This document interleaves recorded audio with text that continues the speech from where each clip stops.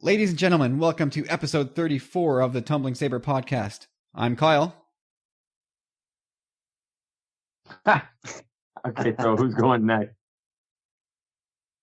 That should be Kyle James Corey. Okay.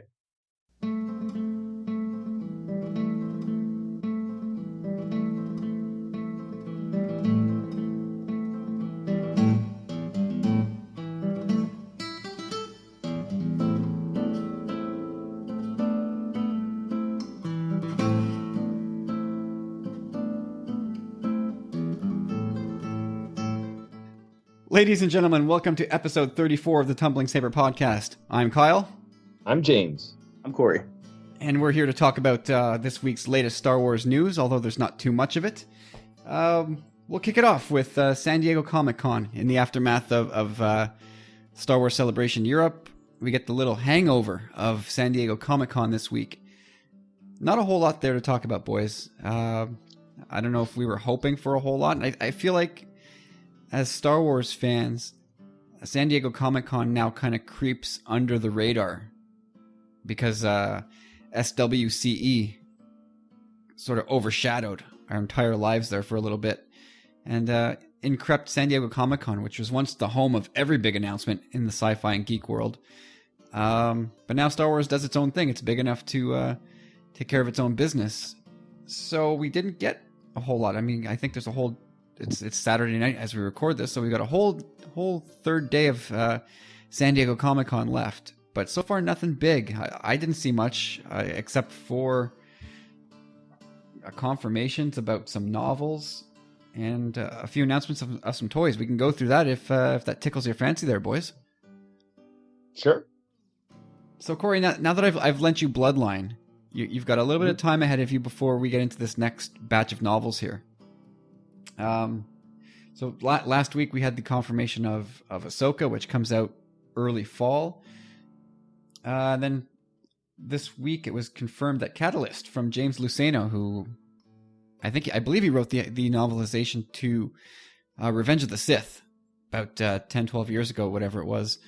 And he also did, what was that novel that took place just before Revenge of the Sith? I can't remember what it was called. Do you remember, Corey? No. I think it had a lot to do with Grievous. Is that canon? Is that canon still? No, that's gone. Swept away. Anyway, not a big deal. He's doing Catalyst, which is sort of the lead-in to Rogue One, which apparently is a must-read because it's going to connect a lot of dots for us. And then the Rogue One novelization itself comes out the day the movie comes out, December 16th. And then early 2017 is the Thrawn novel, which, of course, we learned about last week, being penned by one Timothy Zahn, who Star Wars fans are very familiar with. And that's good news. I'm glad they're giving the project, or, working with him to make it, to reimagine it. Yeah, I wonder if the... Bring Back Legends, Give Us Legends crowd. I wonder if those dopes have targeted their hate towards Timothy Zahn, because they were terrible in the lead up to The Force Awakens. They were all over Disney Lucasfilm for stabbing them in the back, throwing out all their cherished expanded universe stuff. Now here comes Timothy Zahn, and he's starting to write new canon with old expanded universe characters. These Give Us Legends people must just be absolutely livid, but I don't know if they've actually targeted their hate campaign towards Timothy Zahn yet. No, I mean, you don't think? Those people I think you're giving them too much credit. Real. We here on the podcast broke it down quite simply, and facts are facts in the sense that we have a whole bunch of Star Wars to tell, and that stuff can't be included. Point. Like, there's too much. The universe is too big to have these things as obstacles in our way of storytelling. Like, they need a blank. Yeah, they need that blank slate. Yeah. Anyway, you have a lot of stubborn people over in that Give Us Legends segment of fandom, because holy cow, they would argue, they would die on that mountain just to make you believe that the old EU stuff was canon. Their stance was it's canon until proven otherwise, but no, it wasn't. George Lucas didn't ever pay attention to that stuff. He said it numerous times. He just wasn't beholden to it. So those people needed to, like you said, they need a reality check. And I think they've just gotten another one with Timothy Zahn. I love it. They're going to have to just take it on the chin once again. So yeah, novels, man. I've been reading a bunch of them. I can't believe, I'm so envious of fans who have managed to read every single piece of new canon that's come out so far. And like when you see people Instagram or tweet a picture of their new canon library, it's already pretty impressive. It's not even a year yet. And yet there's probably there's I think 3 or 4, maybe 5 actual full-length novels, probably more than that actually. And then there's a bunch of numerous short stories, and some people have read them all. And I'm like, how do you do that? Like, do you work? Do you go to school? What do you do with yourself? How do you find the time? And that's just me being bitter and jealous. But I'm currently reading Lost Stars, and it is fascinating. This is like, I'm going back now a few months because most people have, or actually not most, but a lot of people have read this. So my apologies to anybody who has read it and is going, dude, what's the matter with you? Basically, this book is seen through the eyes of 2 young, a boy and a girl. It starts out when they're like 8 years old. And it marches, their dream is to become part of the Academy, the Imperial Academy, which was sort of a common dream for youth in the galaxy at this point in time. So it starts 8 years after Revenge of the Sith. And so you start to get the picture that these two they're the same, almost the same age, or they are the same age as Luke and Leia, and probably born close to the same date actually, because their ages, it becomes obvious that they're exactly the same age. And it marches you through the major events of the original trilogy, but through their eyes. And it's really, really, really fascinating to see the events of A New Hope and Empire Strikes Back and Return of the Jedi. Actually, I'm not quite at Return of the Jedi yet. But they're like seen through the eyes of Imperial agents. And it serves to, I guess, humanize a lot of people who are in service of the Empire. I'm not sure that I needed that. I always like to think of people who work for the Empire as automatons, really heartless automatons. But you know what? I think that's a changing of the times thing. I think we expect more from our movies now, and what passed for good storytelling 30 years ago just doesn't fly anymore. You need, bad guys just can't be bad guys, pure bad guys that are black. Wear black hats and black suits and they're bad all the time. Like, in order for movies to seem realistic, we need them to be, real people. So I think that's why you're seeing some of these sort of backstories on these characters that we just accepted. Stormtroopers were just bad guys back in the day, Yeah, I mean that we've come to learn that it's much more complicated than that.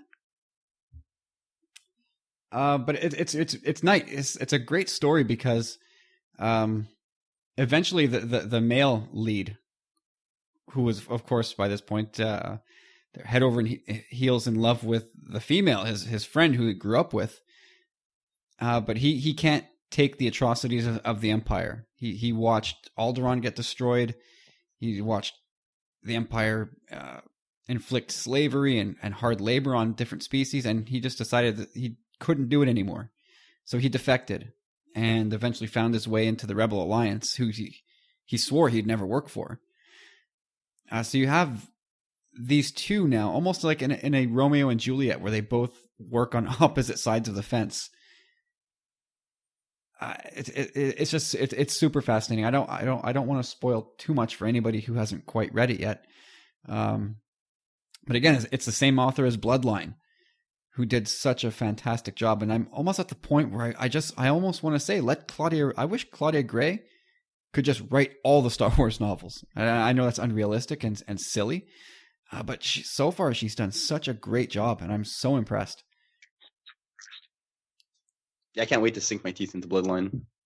Hey, don't you dare bite my book. I want that back. It's too early, Kyle. It's too early for those. It's too early for dad jokes? Well, no, you know what? We started the show late, so I guess not. Like that was a dad joke, right? We were literally that was a big time dad joke. Yeah. We're literally burning the midnight oil here. Oh yeah, absolutely. Oh, we're just getting started, right? It's the weekend. What do you want? Exactly. And you just started your vacation. That's always a vacation here in Montreal, isn't it? Summertime Montreal, isn't it like a 3-month vacation? Yeah, pretty much. Festivals and parties all summer. That we never go to. Like I never go. I never go downtown. Go. You do go down? I get out, yeah. I get out to the Jazz Fest. I get out to the Fireworks Fest. I get out to the Comedy Fest. Come on, Kyle. That's great stuff. You got to go. Oh, I know it is. It's fantastic stuff. Just I have no stomach to fight the traffic. None. Is that another pun at the way I've been feeling all day today? Stomach to fight. It was not. But yeah, I've been feeling a lot under the weather. But actually, you know what? The podcast has brought me right back to life. There's some sort of energy coming out of it because until we started recording, I was feeling pretty crappy. I feel pretty good now. Nice. Yeah. Likewise. Yeah, it was a long day. But that was what I was saying. Basically, we saw our comic book guy. We went to a rib fest over in our parents' town there in their county, whatever. And yeah, it's a huge event. But we saw our comic book guy, and he's got all my Star Wars comics, all reserved, still ready to go. Like he's been pulling your comics now for it has to be months. He must be sitting on 6 or 7 months of worth of comics. You're gonna owe him like $300. I've given him $300 through e-transfers, exactly $300 since February. Since February. Mm-hmm. Oh my god, that. Oh my god, that's a lot of comics, dude. It is, and you're probably never going to read them at this point. There's a few that I read. I like Ninja Turtles. I like Batman and Star Wars and Spider-Man. Those are pretty much my big reads. I'm gonna say right now that you're never gonna read those comics that you're buying from him. Some of them I probably won't, to be honest. There's a lot that I won't. I bought a lot of some of them I buy just like the Scotty Young variants, and I saw those selling at Comic-Con Montreal for like the Star Wars #1 variant I have from Scotty Young was selling for $25. No. Someone was asking $25.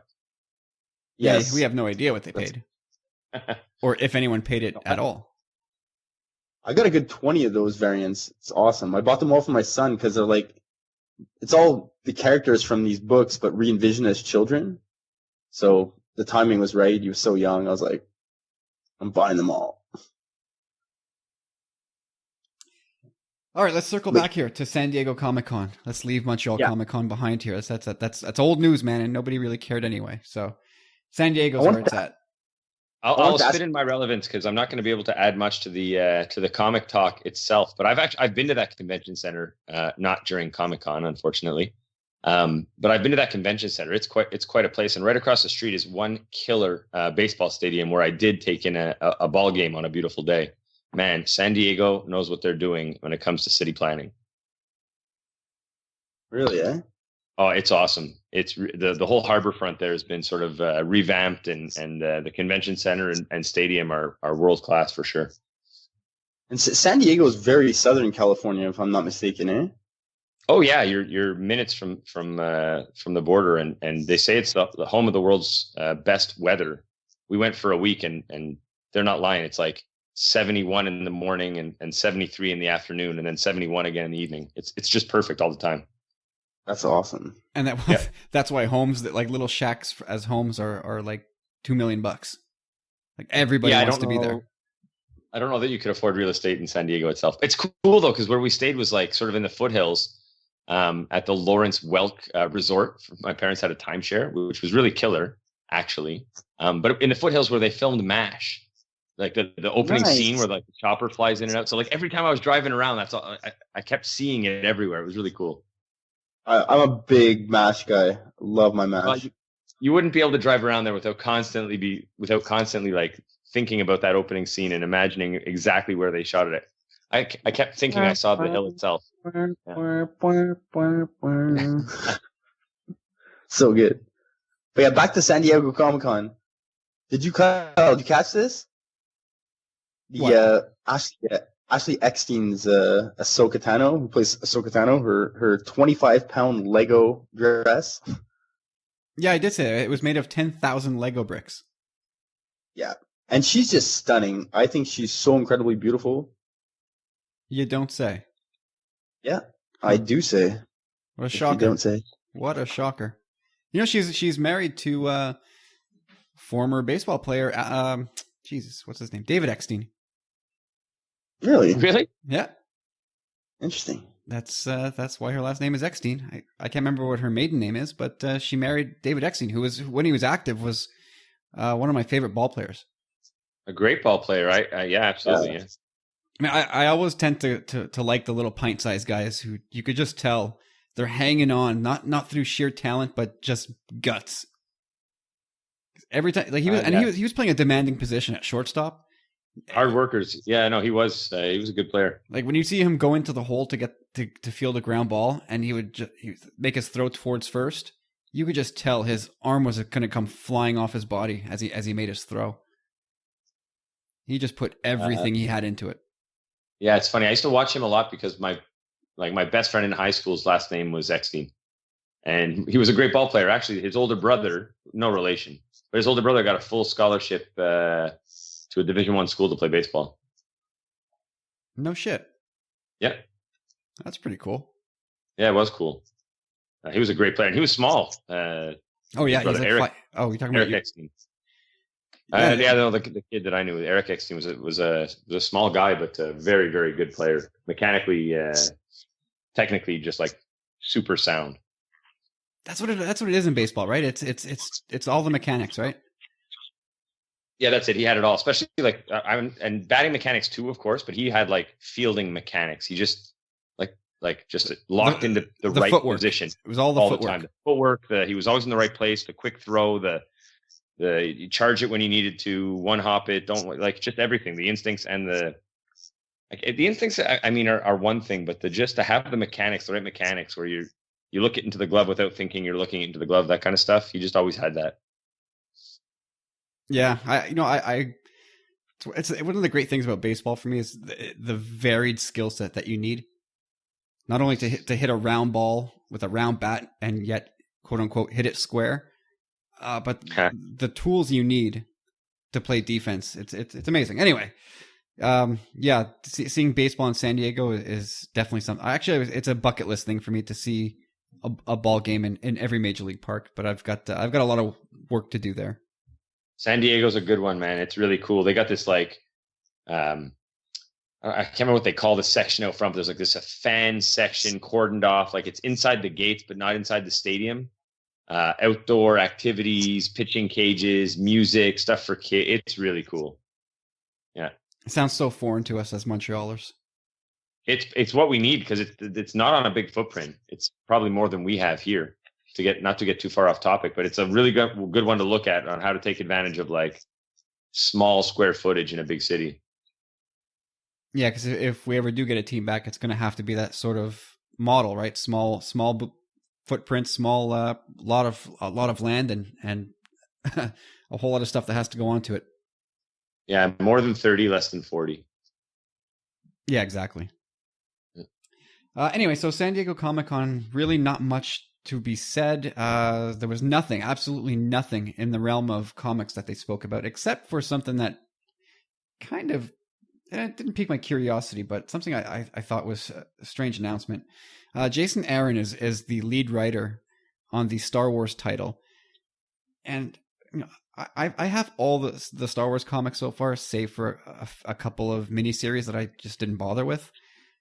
But they've been really inconsequential in my mind. Like the art's been fantastic, which is what keeps me coming back.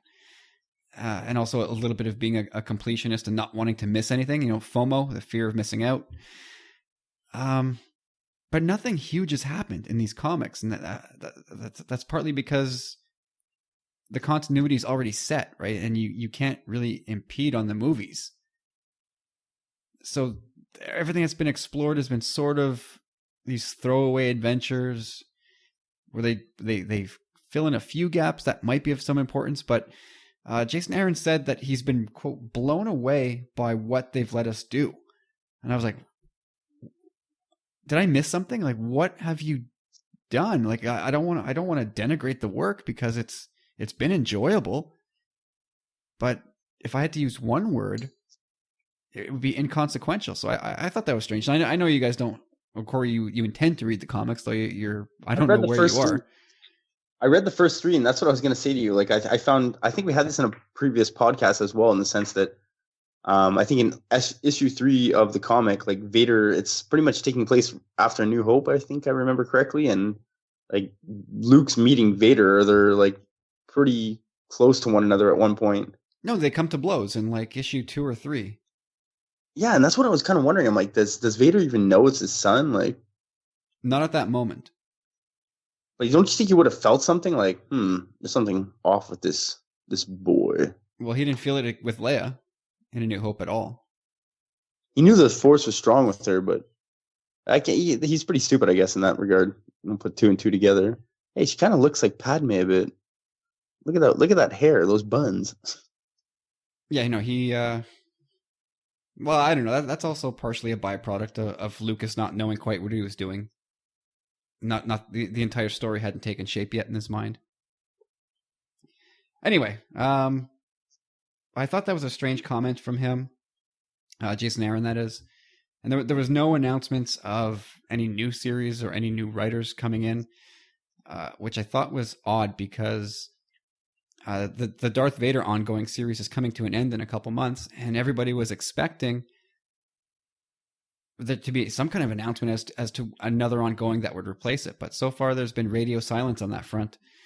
So a little underwhelming on the comic book front, I have to say. Which is, I guess, on one hand, okay, because that means my wallet stays a little bit heftier for a little bit longer, to the tune of maybe $5 a month. So small victories, my friends. Yeah. Well, there's 2 other little juicy tidbits that I heard coming out of STCC. One, kind of my pain goes out to the boys, our boys over in the UK, who got screwed over by at Expedia UK. I think we'll get into that a little later, maybe. But either way, they kind of got screwed over in the sense that they just went to Celebration, right? And they, at Comic-Con, I guess they needed something, or I don't know, but they unveiled a Jyn Orso figure, which, wasn't unveiled a week prior, which they kind of felt a bit gypped about. Deservedly so. Yeah, I mean, we saw Felicity Jones with the 6-inch action figure of herself. But it wasn't, I don't think it was available at Star Wars Celebration. But yeah, you're right. This week they unveiled a whole bunch of figures, both the 3 3/4 inch and 6-inch figures that look all so stunning. The Thrawn 3 3/4 inch looks amazing. So do the troopers from Rogue One.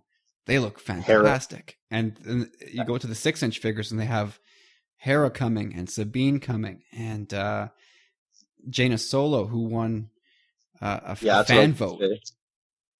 That's crazy, eh? What does that say about the state of Star Wars?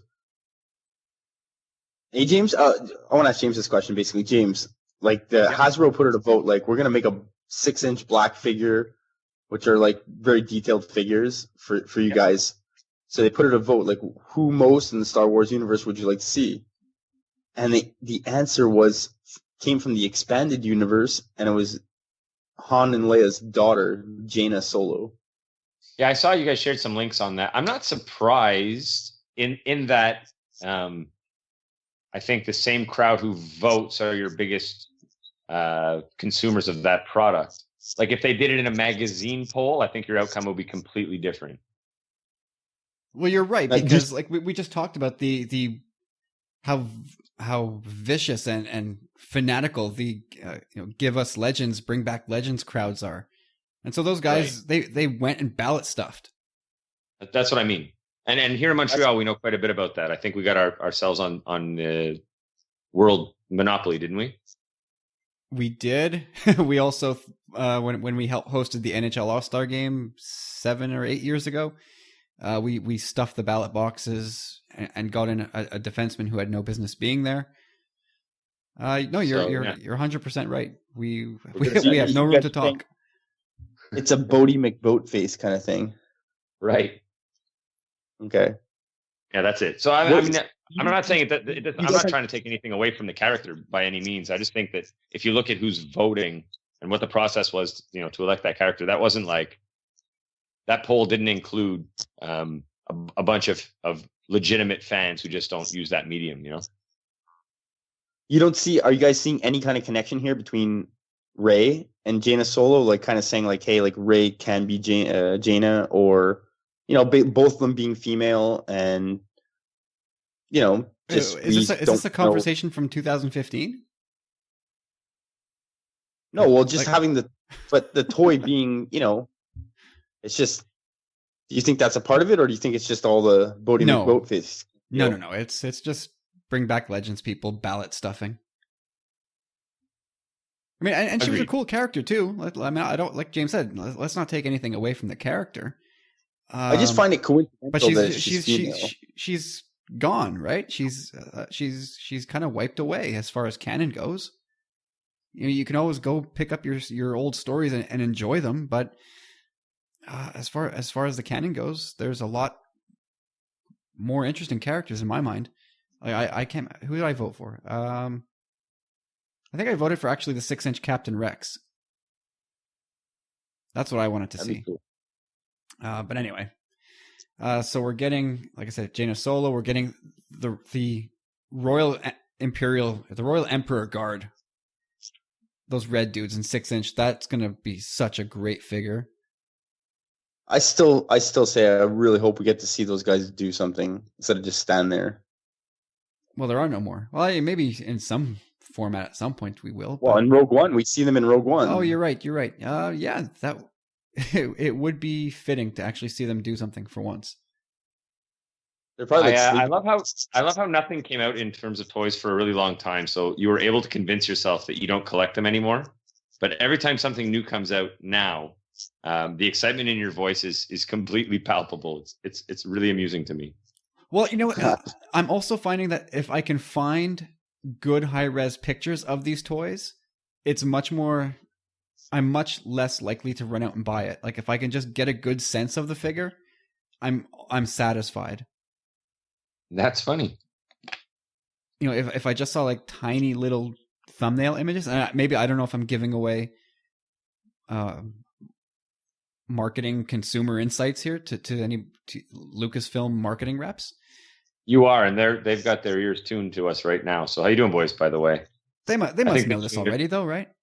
Yeah, they do. Like if I was just looking at little thumbnails, squinting, trying to get a sense of the detail and how great these toys are going to look.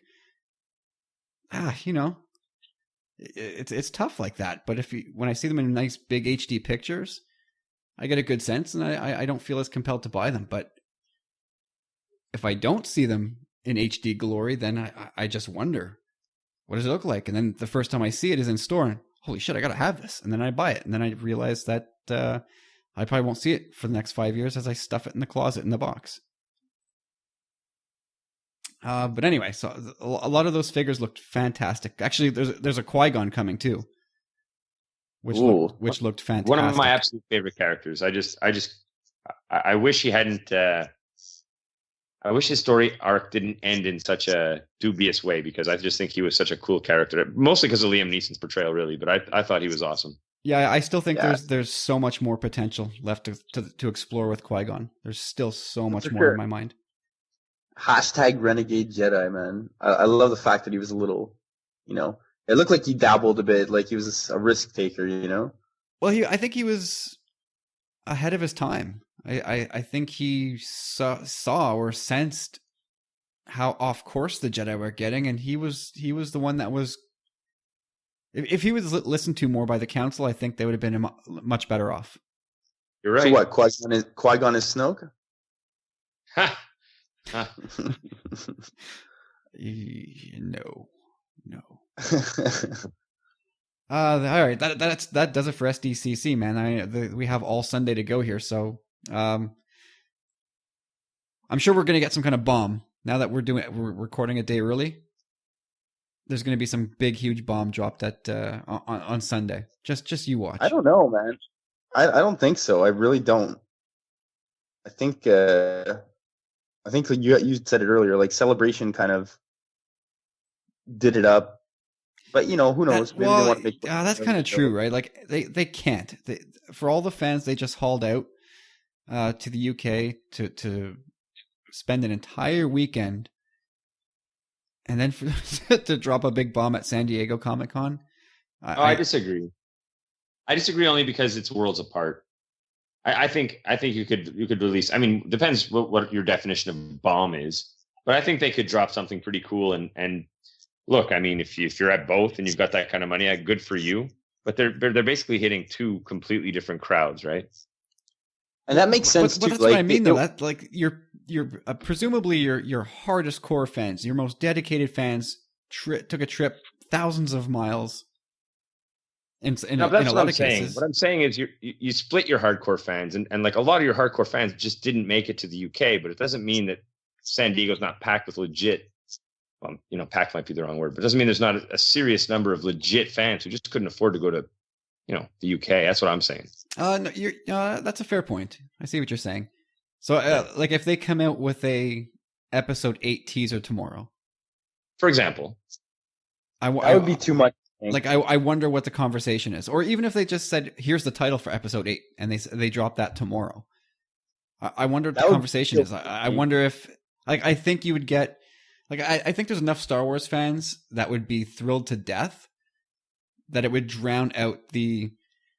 I don't know how many people went to UK last week. It's got to be in the 20, 30,000 range. So I'm sure you would have sour grapes. There's no doubt there would be sour grapes. I just think... Well, yeah, they would, but they would get drowned out. They would get drowned out by the millions of others, right? Right, that's it. The only consolation you can kind of give anyone is really...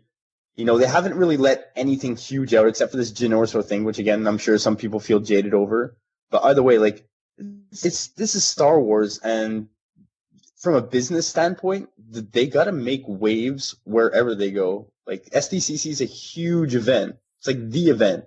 So it's true. Why not drop a little tidbit? Maybe not a trailer or something, but like James said, a title. I think a title could go over. Yeah, probably. Because I mean, like I said, there's so many millions of other fans who didn't go to Celebration last week that would have no empathy at all. No, they'd just be straight up happy. Yeah. They'd just be straight up happy. They wouldn't be like, oh, their first reaction wouldn't be, oh, now I feel bad for the people who spent money last week and probably deserve this announcement. Like their first reaction is going to be amazing or anger at the title. How they feel about the people who went to Celebration and didn't get what they feel like they should have gotten, that's somewhere down the list. And it's funny too, because the fans you're gonna like upset, the ones who paid money to go to the Star Wars in the UK, are not a one of them is gonna be like jaded enough not to buy a ticket. Like, those are your hardcore fans. So like, who you're not really hurting yourself at all. Yeah, no kidding. It's like all the people that said they were going to walk away from the Habs for trading PK Subban. They'll be back. I didn't say that, but it did break my heart. But I didn't say that. Yeah, no, neither did I. Like, I will say that I probably won't watch as closely because they won't be as entertaining. Unless they're good. And I will watch Nashville a little more closely. Absolutely. Absolutely. I saw what you did there. Oh God! Oh no, it's middle of July. We can't do hockey. We just can't. Right. Too far. Yeah. I know it's blasphemy as Canadians that I just said that, but it's too much. Hockey season is too long as it is. Yeah, there's a bunch of our world market that we got frozen ponds in Canada right now. Apparently, no. I don't know, and I don't care right now. Like right now, I can say I don't care about hockey. Yeah, fair enough. I don't care. Our summers are too short. I'm on vacation. I don't care about hockey right now. This will be unless I edit this out. That's going to be forever immortalized. I don't care about hockey right now. God damn it! Well, there you go. Time jump, Kyle. Let's time jump. All right, let's talk about time jumps, guys. Episode 8 is officially wrapped. It's over. It's done with until that dreaded R word. But it's in the can. Our next installment of the Star Wars saga is done. It's going to go now, I guess, to post-production, the editing, the effects, the additional voiceovers, all that good stuff. Most of the movie. Yeah, like the nuts and bolts, all the important shit. But one of the things we learned last week, and we had Rob on last week from Talk Star Wars, and I hope people listening have added Talk Star Wars not only to their podcast playlist but to their Twitter feeds as well. Check out Mark, check out Rob, check out Jeremy, check out Steven. Do it anyway. Yeah, shout out Rob. How's it going? Oh yeah. Are we waiting for him to answer? Maybe he's on the line right now. He could be on the line right now. We did tell him to call in. But just at whatever, like basically at the beginning of this call when we were trying to get the podcast going, I called him because we have a group conference call, and I did like, too. Oh, let's do this, and I think I called him like 3 times. I did too. I called him twice. Well, he's gonna. Oh, jeez. Sorry, Rob. I hope He's you didn't hear that. We had exclusive news on the QT and Hush Hush. And it still is. Anyway, boys, so episode 8's in the can, but one of the things we learned is that there's no time jump at all between episodes 7 and 8, which we kind of already suspected and we're kind of already told, but now it's been confirmed. And since you guys weren't here last week when Rob and I got into it, so, we've got time now to get a little deeper into it. One of the thoughts on my mind, the biggest thought on my mind actually, when we talk about this lack of time jump, is when Supreme Leader Snoke asking Kylo Ren, or telling Hux to bring Kylo Ren to him so he can complete his training. Now, if there's no time jump, that means that training never occurred, unless there's a time jump within the movie itself. Yeah, I have a theory on that I think there's no time jump to start the movie, but we'll get a training montage, and it could be like Rocky when he goes over to Russia. And Drago. I said that exact same thing like 3 episodes ago. Well, that's probably why it's fresh on my mind. Intelligent people think alike. Corey earwormed you. And fools never argue. But yeah, no, like that could definitely be the explanation to that. Well, I have another theory. I like it. I have a theory that although there's no time jump per se, like it picks up where episode 8 left off, we don't know, and I don't know if Rob mentioned this last week. I think he did actually, and I think it's key. We don't know how long the trip that Rey and Chewie and R2 took. We don't know how long that took them. You know, that I got the impression that Luke was not just hiding on a nearby planet. Wherever he was far away. So it could have taken maybe a few weeks for the Falcon to get there. I don't think that's out of the realm of possibility. So right there could be your embedded time jump. So Snoke or Kylo could have had time to go back to Snoke, like immediately after the events of The Force Awakens, and train with Snoke, complete his dark side education, and in the meantime, Rey is in transit to Act 2 this whole time. You know what I mean? Yeah, I agree with you. But first of all, you got to ask yourself, how far is Snoke away?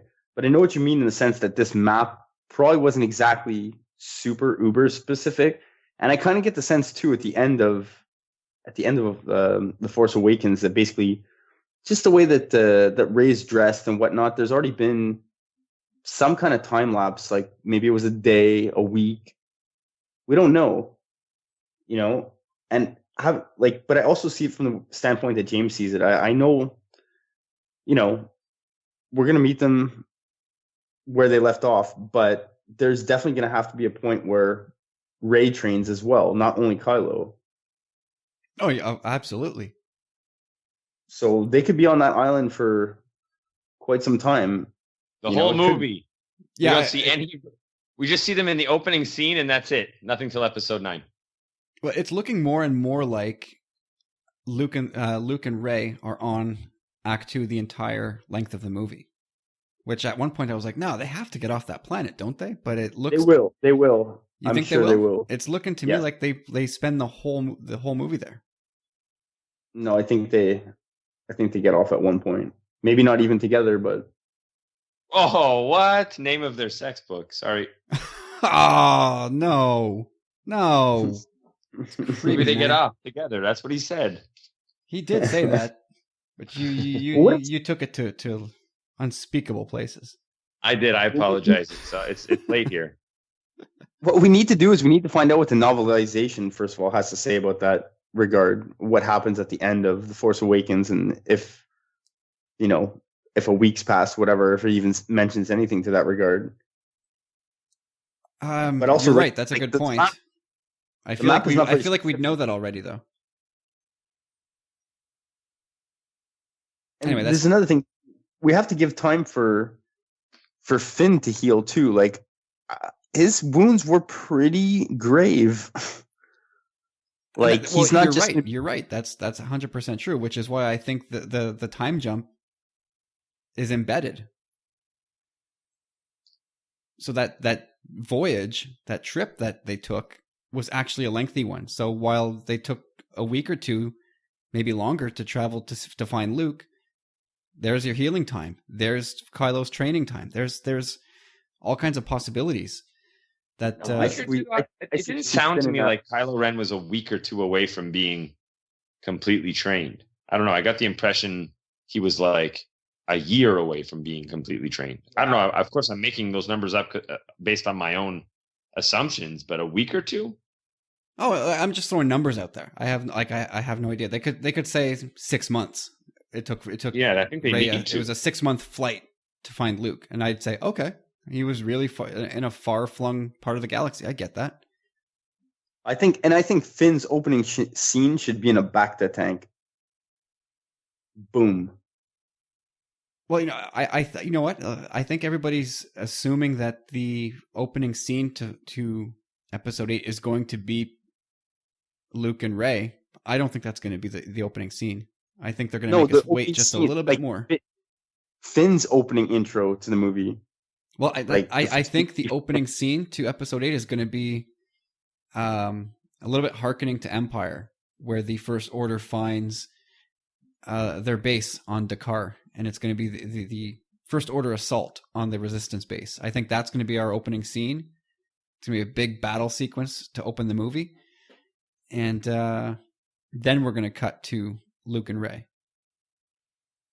I got a question for you guys. Do you think, seeing as how Luke should still technically have his green saber, will he even accept the saber that Rey's giving to him? Or is he just going to be like, yeah, I got one myself. Don't worry about it. Or obviously he's going to have to take it and look at it, but he'll probably give it back to her, I would think, no? I think he's going to give her... I think he's going to keep the green one. Is he going to make her build her own, or is he just going to hand this one down, Or bust it, break it apart in front of her and be like, okay, rebuild it. Yeah, if you believe the rumors, he's going to break it down to pieces, and then, maybe she rebuilds it. Yeah, that's part of becoming a Jedi, right? You gotta make your own.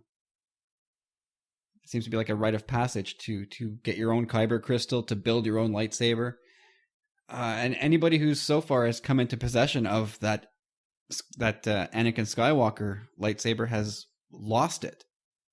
So I feel like if Rey keeps it, she's going to be no different. That lightsaber is going to get away from her one way or the other. So I think she's going to have to. I think she's probably going to have to get another saber at some point. Well, can you not say that?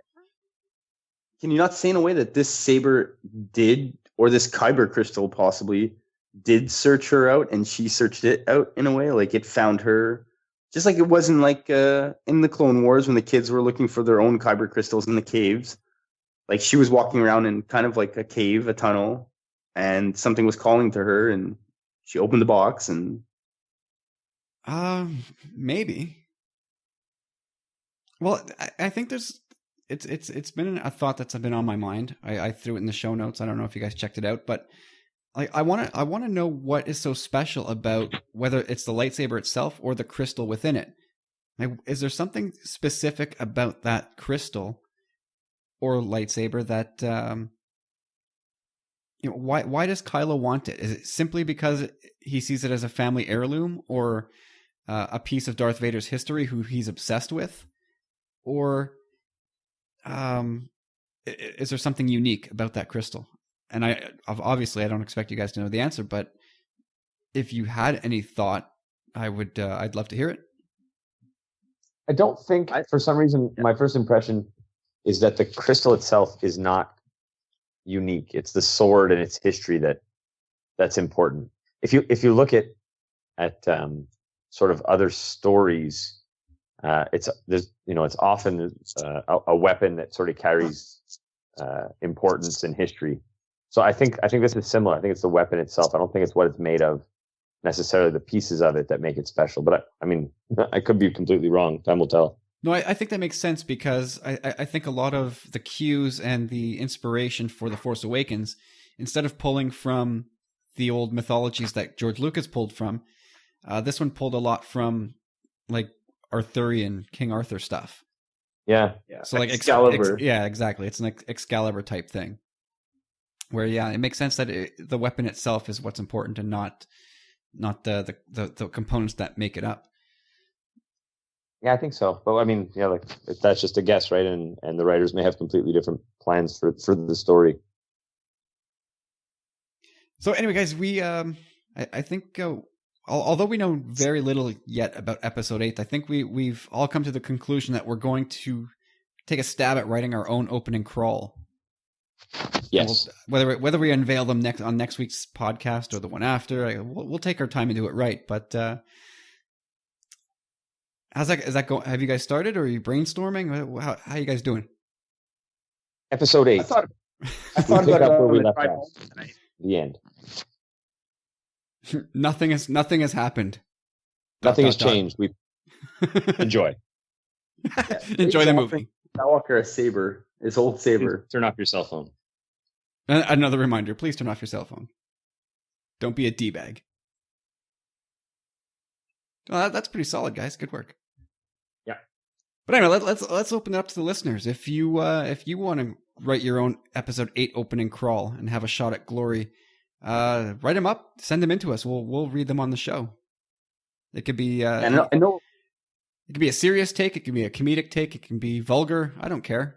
Just take part. Have some fun with it, and send it over to Kyle at TumblingSaber, and we will read it on the air for sure. And I know there's a lot of smart dudes listening, so don't be shy. A lot of them are good writers. This is your chance to get on the show. I got an ex-student who hit me up with a message and says he listens to the show every week, and he keeps saying he wants to get on with a question or something. So here you go, Sam. Write an opening crawl, and we'll read it on the air. Sam Guerrera. Come on, Sam. The pressure's on, buddy. Yep. Is this Samuel or is this Samantha? It's Sam. Well, it's a guy. I think his name is Samuel. That's a good question. Sammy. He's a Sammy boy. Yeah, nice kid, smart kid. He was. He played Dan. It's funny, in his senior year, the high school did Grease. So Sam Zuko played Kaneki. I don't know who that is. I don't know Grease at all. Just kidding, Danny Zuko. Oh, I guess that sort of time-led joke completely failed on you then, because Kaneki is not the answer you should have been expecting. No, I have no idea what you're talking about. Really? You don't know Grease at all? I have no idea. Sorry, man. What? Wow. I know of Grease. I know John Travolta and what's her name? My horizons are much broader than yours, boys. You got to open up your eyes. That's a classic. I've heard. I like Footloose. You're not saving yourself, although that is also an excellent movie, which I'm glad you've seen. It is. Footloose is pretty good. Pretty rad movie. Rad. Rad. All right, let's talk about let's are we done with episode 8? Anything else you guys want to say? I do. I think we've said it before in the past, but we didn't really touch upon it. It was in the show notes, but just logistically and everything they've done, that's a wrap, man. Like, they did it. They're so on point. It seems like, yes, okay, probably eventual reshoots, and like you said, they have all the filler stuff. No, there's absolutely reshoots. That's okay. That's fine. But like, God, they got oodles of time ahead of them now. Like, they could just, sit back and hopefully not think about it too much. It's not that much time. It's 509 days until episode 8 opens. Yeah, look at where Rogue One is, basically. That's the comparison I'm giving it to. Like, Rogue One probably just wrapped its reshoots, like, not even a week or two ago. They're still going, I would think. I think the original report had them going into August. So that's pretty interesting, though. I mean, come on. Like, look how far ahead of the game episode 8 is right now. It's just, like we said in the past, like, the more this machine keeps rolling, they're just going to have a greater control of what they're doing and gaining experience as they go. I wonder, my wife and I have an expression, we call it putting ribbon on the Christmas tree. And it basically, it's any time we get to a point when we're fixing something where you're spending time on it, you're making it look different, but you're not making it look better. So you might as well stop because you're just wasting your time. And I worry a little bit that Disney, being the big machine that they are, I wonder, like, because they've got so many market surveys and research and ears to the ground, that they change things because this was not well received, or that people don't like the way this looks, and so they do make so many changes based on the fact that they're big and able to do that, where smaller productions would just go with sort of a vision. I don't know if I'm really making sense, but No, it is like it's almost like idle hands, right? Yeah. Like, you don't want to to a point, you've got to leave it alone, and if it's a good idea and it's a good concept, and let it be that, and stop fine tuning it. But it's interesting too. Like, I watched the whatever you want to call it, the teaser trailer of and everyone kind of speculated back then about the time jump, because you still see Rey offering Luke the saber, right? And this time jump is just zooming in on the island on Act 2. And that literally just feels like yesterday that they just started filming, and it's done, man. Yeah, I got another quick question for you. I got a quick question for you as well, Carl. I got to get this off my chest because I've been wanting to ask it for a while.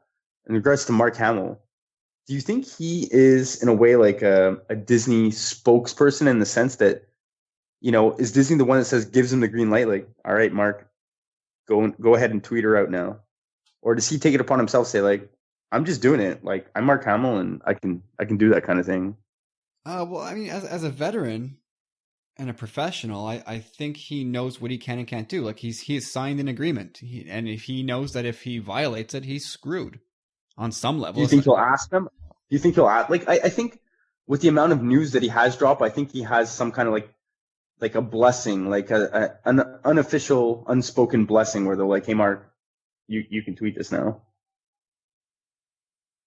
I don't know if I see what you're saying, Corey, and I think you might be right in the sense he may be one of their outlets. He's got tons of Twitter followers, so when they have news to put out, they may say, like, hey, Mark, you want this? You want to put this out?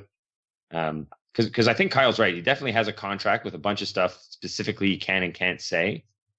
But you might be right in that, because he's so popular and has so many followers, they may they may use him as a tool to get stuff out there.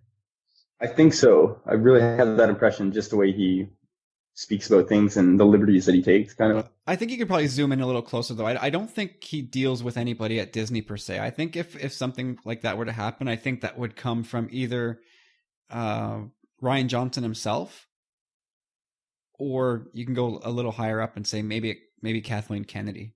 I would say one of those two. But I don't think anybody at Disney is texting Mark Hamill saying, hey, would you mind tweeting this for us? I don't think it goes that deep. I really think it's Mark Hamill doing what he wants to do, but staying within the rules. Yeah, fair enough. I don't know. Like he maybe he does before every time he wants to say something episode 8 related. And for all I know, he does clear it with somebody like Rian Johnson or Kathleen Kennedy or his lawyer. Maybe it's Pablo Hidalgo. He checks it out with. I don't know. his exactly. Always check it with your lawyer first, right? But like I said, he's been around for a long time. He knows the game, and he knows that there's not a whole hell of a lot he can say. Well, he's good at that. Yeah, like the what has he said anyway about episode 8 that could be even mildly construed as spoilerific? I don't think anything really. Nothing at all. Like, but I just find he's always like coinciding with like release dates and like, just when news is able to be. I'm trying to think of something in specific, but nothing's coming to mind. But I know it's something that drew my attention. Well, there was that thing he said where once episode 8 shooting wraps, I'm out of work. And so everybody ran with, oh, he's dead. Dumb. He dies in episode 8. Well, dumb. Yeah, well. Hey, let's that's it for episode 8. Let's move on to a little bit of Rogue One news. I don't know if it's news so much as it's a feature. Beyond the core cast of Rebels, we got introduced to a new character this week called Bistan, and another guy named Pow. But I want to talk about Bistan first. Are you talking about Rebels or Rogue One? Did I say Rebels? You did. I did. Sorry, I meant Rogue One. Sorry, everybody. My bad. No, Rogue One has a new character named Bistan, who would show up in Rebels. I think that would be a perfect crossover now that I'm thinking about it. Indeed. He would look awesome animated. Absolutely. You heard it here first. Bistan's going to cross over into Rebels at some point. I don't think all these guys get, like James said, nothing in Star Wars happens by accident. So maybe nope. Go hand in hand with what's Rex's partner's name, the crazy one now, not Wolf, but the third clone. Oh, I know who you mean. There's Wolf and there's I forget. Fang and Claw. No? Grip. No. That's a different story. Oh, anyway. Bistan, we saw this guy. He's got these crazy white eyebrows and a little mouse nose and tiny eyes and a big mouth with pointy teeth in it. And he looks like he's having a real fun time on that giant cannon that he's hanging off of on the gunner door of the U-wing ship in the latest sizzle reel. Yeah, logistically, let's just touch upon that thing. Like I read that only this evening. Basically about the U-wing. The U-wing, does it really look like it's big enough to sustain like a big like hangar door like that kind of? It looks like you're right. I'm having trouble envisioning how that comes together, but I'm not terribly worried about that yet. Because what I read was kind of that it's basically it's meant to drop troops into battle. So maybe it picks up cargo or something. Or drops troops into battle? Yeah, but like maybe like pick up like some kind of additional, who knows? To make it somewhat more bigger. Well, one of the things about Rogue One is that it's whereas the original trilogy visually echoed a lot of World War II stuff, Rogue One looks like it's taking a lot of cues from Vietnam, Korean War type stuff, which is why you see all the blasters that the troopers are carrying and even the rebels. They don't look like the old German World War II rifles. They look more like American machine guns, like an M16 or something. Yeah, I'm not a gun expert, so I don't know all the names, but they definitely look like something you'd see, like the gun that Bistan is manning on his U-wing looks like straight out of a Vietnam movie. True. Yeah, you can see the bullets flying right out of it, eh? And then you like folding in the images of the palm trees below, and it looks very, very mid-century. But anyway, this character looks like he's gonna. I think he's gonna be a fan favorite character. He looks like I call him on Twitter the Star Wars equivalent of Rocket Raccoon.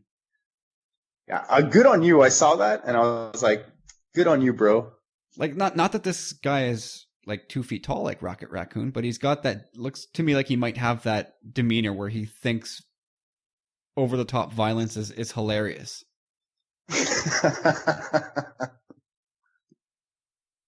And I think I'd be okay with that. Like he looks like he's actually reveling in gunning down troopers with his giant blaster.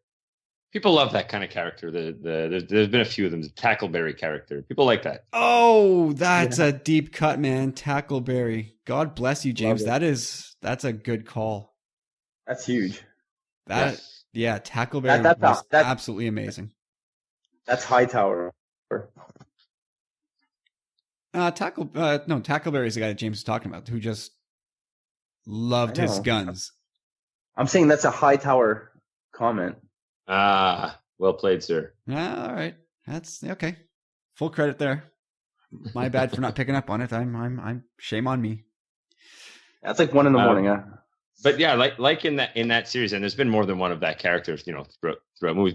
People love that sort of like, fearless, gung ho. Was there a G.I. Joe character called Gung Ho? There was. Yeah, see, there's another one. But people like that kind of, they gravitate to that character. And the thing is, they're easy to kill off, eh? Yes. Yeah, because they can sometimes become a bit much, right? And they can do the blaze of glory thing, and that doesn't usually end well. Well, they go out. I wanted to ask you guys this because I have to say, while watching the sizzle trailer or teaser, whatever you want to call it, that he did stand out to me. Like right away, I smiled. I probably maybe laughed out loud the first time. I was like, yes, like it looks so cool. And then I hadn't really done much reading on it, and then I read the link basically to the article that we read, and yeah, it seems like there's a lot of Star Wars fans feeling the same way, that this guy's pretty rad. Yeah, I mean, I don't know how much he's going to be in the movie. I don't think he'll be in the movie very much, but I think and that's the key to these things. Keep it minimal. Well, that's one of Star Wars' great calling cards, right? That's you take a relative background character, and they become fan favorites. They get 6-inch figures. They get spin-offs. They get comics. They get you name it, just from a quick shot. Because people just want to know. Yeah, sure. Of course, they want to know. Can't get enough. Well, and people like to be different, so it's easy to grab onto Vader or Luke is your favorite character, but like there's always that hipster idea of being like, no, I like Boba Fett. The guy with what? The guy with 3 lines? Yeah, he's my favorite. No, Dengar's the bomb, man. The whole 7 movies, Dengar's the best character, and here's why. Yeah, that's it, right? So I think you have a lot of that as well, which makes these characters really popular. It's Boba. I want the guy with the flux capacitor for a face. Nice. So who wants to talk about Bistan anymore, or should we move on? I just think let's just say that he looks so cool, and it gives such a cool new vibe to the movie. Well, yeah, I think there's going to be at least a moment or two of comic relief from this guy. I agree. Which I think from the sounds of the movie looks like might be sorely needed. Yeah, I was thinking that too, but it's funny that comedy's sometimes easy to build into really serious movies because it's so tense. We're just ready for it almost all the time. Well, like I said, watch Empire Strikes Back and watch how many jokes are in that movie. Yeah. Whether they're actual jokes they've built up to, or if they're just like little lines or looks between characters. There's a lot of humor in that movie. Yeah. And you know what I'm going to say too? Like, watch that trailer again. Once you watch the sizzle trailer again, the laugh that you hear this actor or whoever portraying, that's not the laugh you're going to hear in the movie. Like, that's the voice work hasn't been done yet on that. That's I'm going out there and saying that. Oh, like, it's just like right. You're hearing the actor act what he's being I'm sure directed. you're right. Which is going to bring me to a quick small side tangent. Did you guys, you've seen that footage? I hadn't seen it till this week that someone shared. I don't know if it was Facebook or Twitter, but the footage of Vader, the original footage of Vader, with the audio from the original takes before they even knew who was going to do his voice. Have you guys seen that? I think I know what you're talking about. Oh my god, it's hilarious! Like it has Dave Prowse's voice in it, right? Dave Prowse, yeah, and it's just like a high pitched Scottish. It's hilarious, and he swears because he knows the audio isn't even being used. So like he sort of delivers general ideas to give like motivation to characters and stuff, but like he also ad libs a bunch of crazy shit. It's really funny. Well, old stories, the old legend has it that he was that actually to not James. happy that they did not use his voice in the movie. He was kind of insulted about that. Oh my god, it's too funny to listen to now. You said that to me, Corey? I think so, but I don't think it's real. I think it's a joke, bro. Because he's calling her a tart. He calls her a tart and everything. He's like, you're nothing but a tart. Like, I don't know. I think it was that Cockney thing that I was. It's possible. Who knows? But he's under the mask, so that's what makes it so good. I've heard so many good. Like, you should really Google Cockney and Star Wars because there's so many good bits where like you can't tell what he's saying really. Huh? Like, it's so good. Excellent. I'm not going to do that. Unless you spoon feed me the link, I'm not going to do it. Just being honest. Yeah, he will. He'll spoon feed it to you. Fair enough. Changing gears, guys. Now we're going to talk about Rebels really quickly here. And I don't know, like this is news that is welcome to me. Probably not to a lot of other people who were on the on the sense that Rebels had, or the Rebels have to die.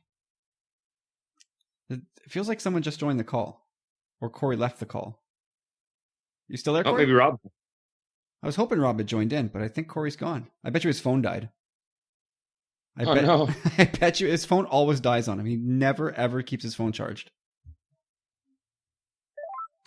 Oh, is he back? Hey, Corey, how you doing? I got booted, man. What happened? I was so scared. My heart jumped. We thought Rob had joined us, but you just left.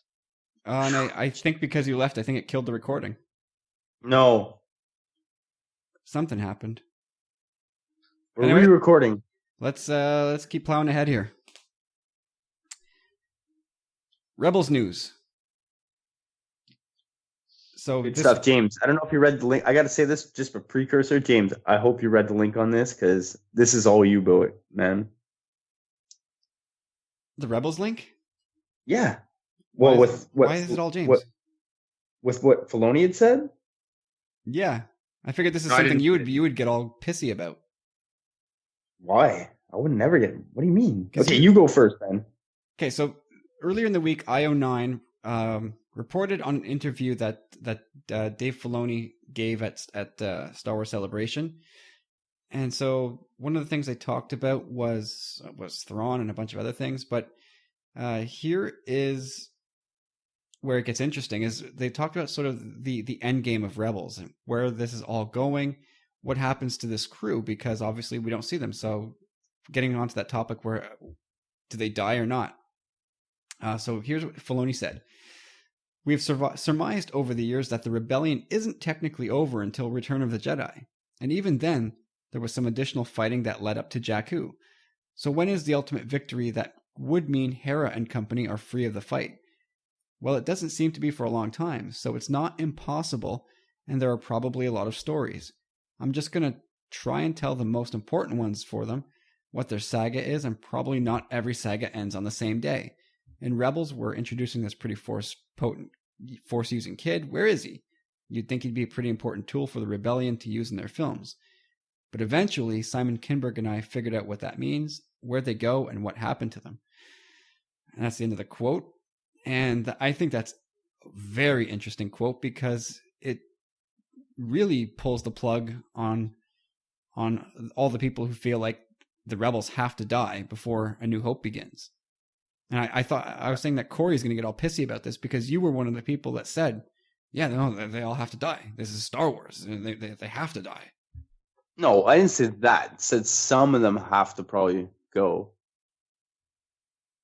And then you and then you named pretty much all the characters and said they had to die.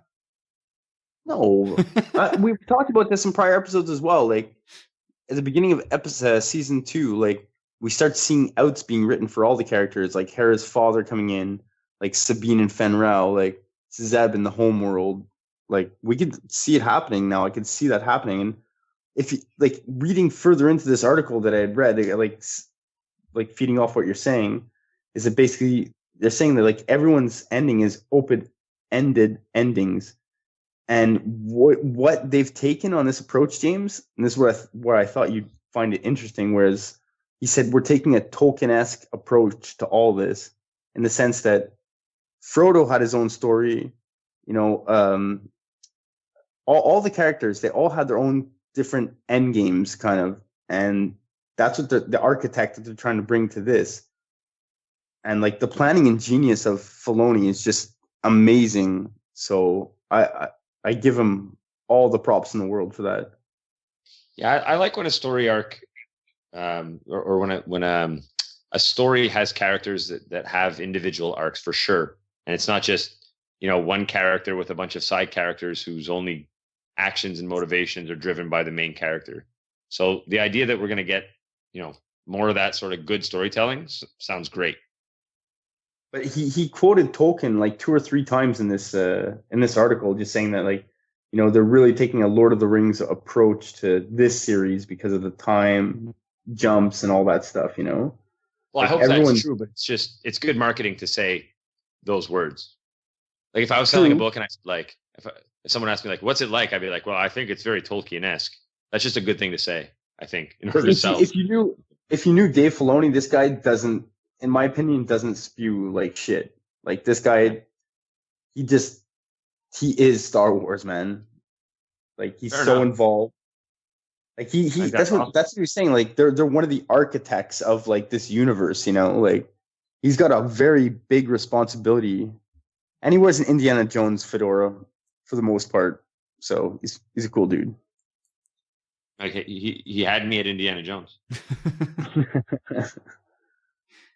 No, I think it's interesting because something that is so obvious, but so I saw almost nobody talking about it, is that the rebellion isn't over until Return of the Jedi. Yet, basically everybody said that their storylines, one way or another, the rebels I'm speaking of, their storylines have to be wrapped up before A New Hope begins, and that's simply not true. And I fell for that. Even though I felt like you could somehow write them out in other ways aside from killing them, I felt like I think like maybe like episode 10, we might have said something like that and agreed upon saying, we can't have this go on because of how powerful they are and whatnot. I guess. But no, this is total confirmation that we can have exponential amount of stories coming from these guys still, and it making sense within the Star Wars universe, and no one feeling like it's like some kind of like marketing scam. Like this series is just too good. You're right, but these series, look at any animated series, and I'm talking about even going back to when we were kids, and I'll exclude the Flintstones. But every animated series has a very short shelf life. Like they appeal to a group of kids in a certain age bracket, and once those kids age out, they kind of move on, and you have to sort of reset a new show at that same demographic again. So, unless you're a Simpsons. Yeah, Simpsons, Looney Tunes, and what did I say at the outset here? The Flintstones, Looney Tunes, and you could put Family Guy and South Park in there too. They've been around for like 20 years. Yeah, but those aren't your original statement was cartoons for kids. Yeah, you're right. And you're right. So the traditional Simpsons and Family Guy are more animated sitcoms. Yeah, so stuff that sits on our Saturday morning cartoons that we grew up with, that we hold so dear. Those shows didn't run very long. like in our minds, they were there for our entire youth. But when you look back, they were only on for 2 to 4 seasons. Yeah. Like, wait a minute, you mean Wayne Gretzky and Michael Jordan and Bo Jackson weren't saving the day for years and years and years? Dude, that was so good. What was the name of that show? Pro Stars? Oh man. Yeah, something I like think, that. And, yeah. you know, Captain N and the Game Master, Captain N the Game Master, that wasn't around very long. Like these shows, just, No, and they don't stick. Even amazing shows like Dungeons and Dragons, which was just incredible, only lasted for a couple seasons. Yeah, like they're aimed at a certain group of kids, and once those kids are become a certain age, they kind of move on to other things, and either they, I can't see them. I can't see Rebels as much as great as I think it is. I don't think you're gonna be talking about season 8 of Rebels. You know, so maybe On a quick tangent, I just want to say this. Did you guys hear that Hasbro bought a studio? No. Yeah, What kind of studio? Hasbro, like a movie studio. Like they're gonna start making movies. Like, you know how many like properties they own? Well, they own. They can make I'm surprised Mattel and Hasbro already don't have their own studio, like for Barbie movies and stuff. Well, Mattel's done it probably a different way. Actually, no, you're right. Mattel, I can't remember them doing any movie. Either way, Hasbro, they're gonna have some movies coming in the future. Monopoly movie. It's smart, man. Be your competition. You know, why compete with yourself when you could just, if you're a toy maker and you're making half the, you know, you're making half the take because the guys making the movies get all the ticket sales and then you get to sell the toy. It's sort of related. But have you guys seen these pop up? There's these IGA dépanneurs popping up around. Have you seen them? No. IGA, Yeah, I guess IGA, the grocery chain. Sorry, International Grocers Association here in Quebec, but they started opening up little corner stores, which is new for around here, but in hindsight, it makes total sense to me. Why compete with the DEP when you already have all those products and now you can sell it? Someone's got to explain a DEP. Nobody outside of Quebec knows what a DEP or a dépanneur is. So that I said corner store. It's your general store. It's a convenience store. It's your Max. It's your what's another one that's out there? I was just in Ontario today. I can't remember what the hell they are. Anyway, it's like where you go to get your milk and your lotto ticket for twice as much as the grocery store. You pay twice as much for a loaf of bread. There you go. But yeah, so instead of compete with them, buy them out, and it makes sense in every industry. So yeah, it makes sense to me for Hasbro to do that. I mean, just keep more of the pot to yourself. Yeah, you're cutting out the middleman. Yeah. All right. So who wants to take a break? Time to get something to eat. The green room. Yeah, go for some nachos. I'll see you boys in the green room. We're gonna come back in a couple seconds here, and we'll let you guys hear from Talk Star Wars. Again, go check them out on iTunes or Stitcher or and especially on Twitter. Go check them all out there, and we'll come back in a few minutes. We'll close up with our thoughts on some spin-off movies, and then a couple random thoughts before we close up the show for the night. So enjoy Talk Star Wars promo here, and we'll be back. Hey guys. Yeah? We need to record a promo for the podcast. You got any suggestions? Well, we need to keep it as simple as possible. That sounds good. Something like, if you like Star Wars and you listen to podcasts, you should check out the Talk Star Wars podcast on iTunes. Or we could really motivate people to listen.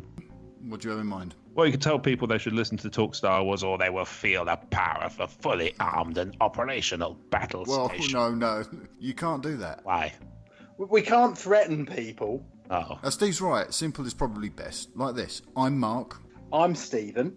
And I'm Rob. If you love Star Wars, and you listen to podcasts, then you should check out our show, Talk Star Wars. You can subscribe to Talk Star Wars on iTunes. And find us on Stitcher Radio. And find full episodes of the podcast on our YouTube channel. You can find the podcast and everything else we do at talkstarwars.co.uk. And you can play with us on Twitter by following @TalkStarWars. You should also head to facebook.com/TalkStarWars and like our Facebook page. Or we will strike you down with all of our hatred and your journey towards the dark side will be complete. That's not cool. I've said it now. Head to talkstarwars.co.uk and join us as we talk Star Wars. Or else.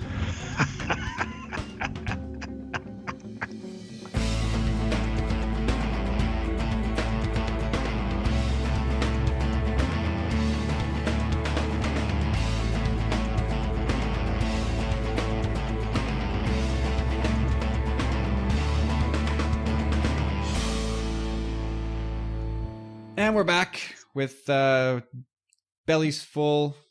Got a nice little massage while we were waiting. A little neck rub. A happy ending. You got to take it right to the end, huh? It's 1:30 in the morning, man. There's no build with you. It's just, I took Yeah. I took a What do dump you and got? have a happy ending. I'm so tired. That's the funniest thing you've ever said. Yeah, I gotta go there. Like that's my bag in this show. I think you gotta take it out of bounds every now and again. All right. Fair enough. If you want that to be your calling card, I suppose that can be your calling card. Spin-off movies. We were just talking about Rebels not too long ago. Let's stay on the spin-off movie, standalone movie track here. J.J. Abrams made some news this week when he revealed that he'd want to see a Knights of Ren standalone movie, which I think is probably pretty cool. Very cool. Like I haven't seen anybody really talk about that.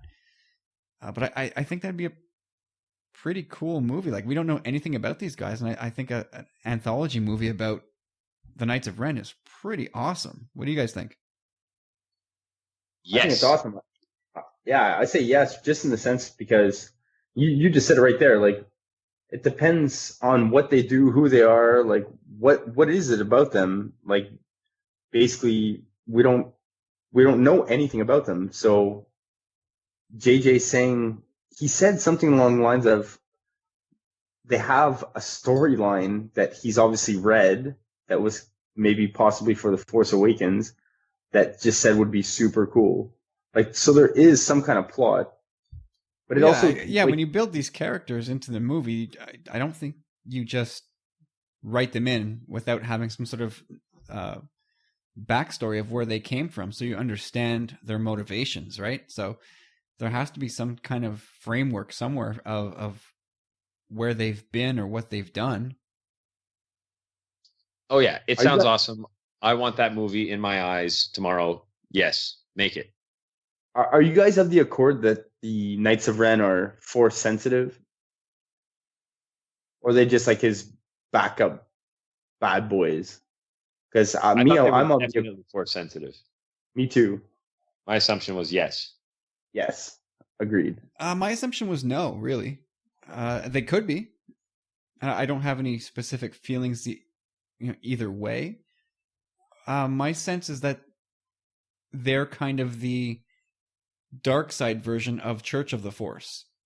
Whereas we're going to meet Chirrut in Rogue One in the fall, and we've already met Lor Santeca, and these guys are all part of the Church of the Force, who devote themselves to the ways of the Jedi. I think these guys are kind of the flip side of that coin, where they're not necessarily Force users, but they devote themselves to the ways of the dark side, not necessarily Sith, but they're definitely warriors. Yeah, they certainly look like warriors. You don't have weapons and costumes like that if you're going trick or treating. I definitely see it. I see it kind of like where we're going a bit in Rebels, right now, in the sense that, we've seen somehow this. I still is kind of a mystery to me, and I don't know if they'll ever flush this out. But basically, we have people like Darth Vader, Palpatine, Sith users, and we have these Inquisitors that are obviously, they're Force sensitive. They use the dark side, but they're not granted status of being a true Sith. Like, they're as if they're being withheld some certain kind of information that will take them to that next level, which is kind of odd to me. Again? You there, James?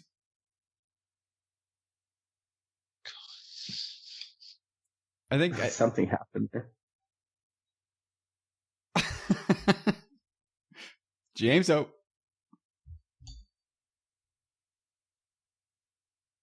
James.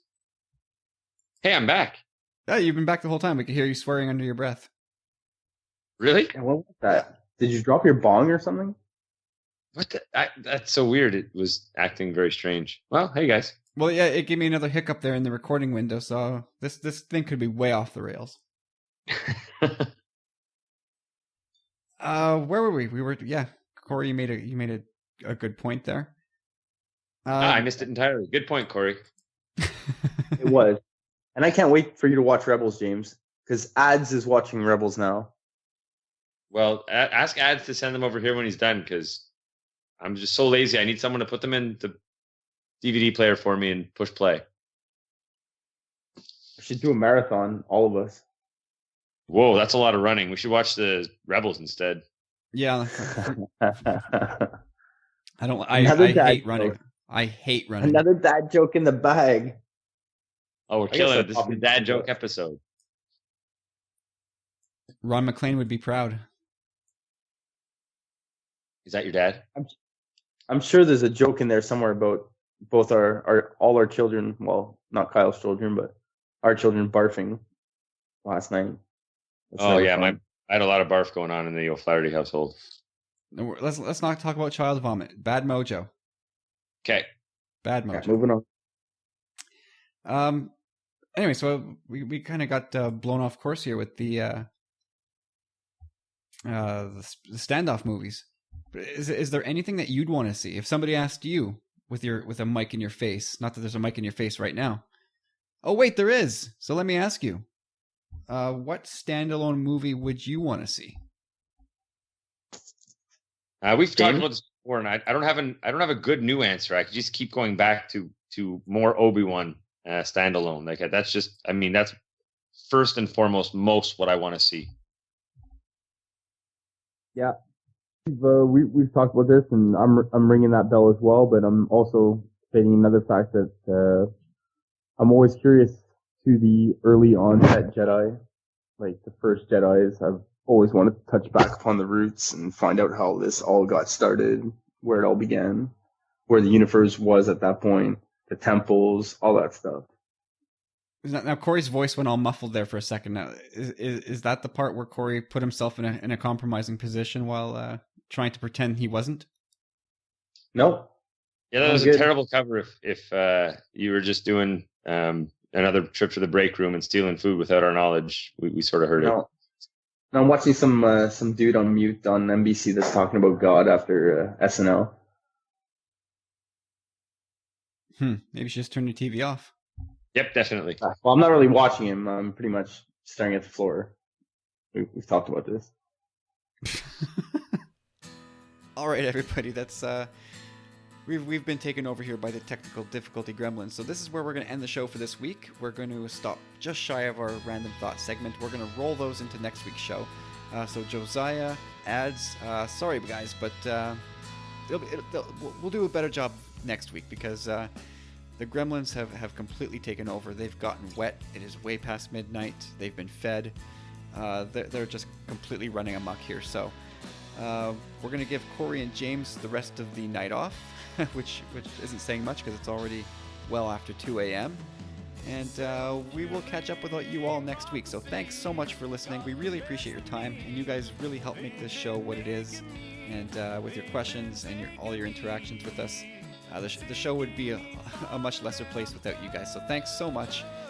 Please head over to iTunes, drop us a little bit of a review, help us continue the momentum we've been having. And also follow us on Twitter at TumblingSaber, at Chop Rules, at Tommy Bombadil1. We would love to chat Star Wars with you anytime. And until episode 35, guys, thanks once again for listening, and we'll catch you guys next week. Bye for now. Qualities have they hindered me? Hindering was I blind to see that you needed me, all of me. Well, you were there for me. I will be there too, watching, listening, every moment, wanting all of you. And I believe